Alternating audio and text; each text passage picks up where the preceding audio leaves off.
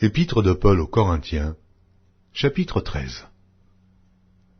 Quand je parlerai les langues des hommes et des anges, si je n'ai pas la charité, je suis un airain qui résonne, ou une cymbale qui retentit.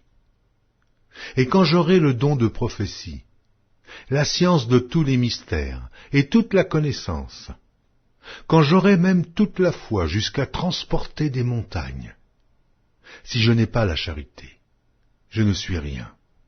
Et quand je distribuerai tous mes biens pour la nourriture des pauvres, quand je livrerai même mon corps pour être brûlé, si je n'ai pas la charité, cela ne me sert de rien.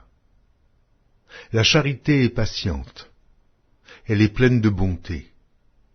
La charité n'est point envieuse, la charité ne se vante point. Elle ne s'enfle point d'orgueil. Elle ne fait rien de malhonnête. Elle ne cherche point son intérêt.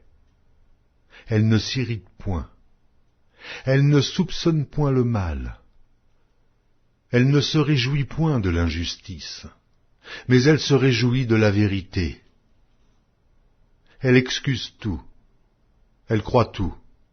Elle espère tout. Elle supporte tout. La charité ne périt jamais. Les prophéties prendront fin. Les langues cesseront. La connaissance disparaîtra.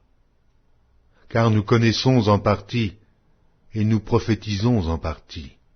Mais quand ce qui est parfait sera venu, ce qui est partiel disparaîtra. Lorsque j'étais enfant, je parlais comme un enfant. Je pensais comme un enfant. Je raisonnais comme un enfant. Lorsque je suis devenu homme, j'ai fait disparaître ce qui était de l'enfant. Aujourd'hui, nous voyons au moyen d'un miroir, d'une manière obscure. Mais alors nous verrons face à face.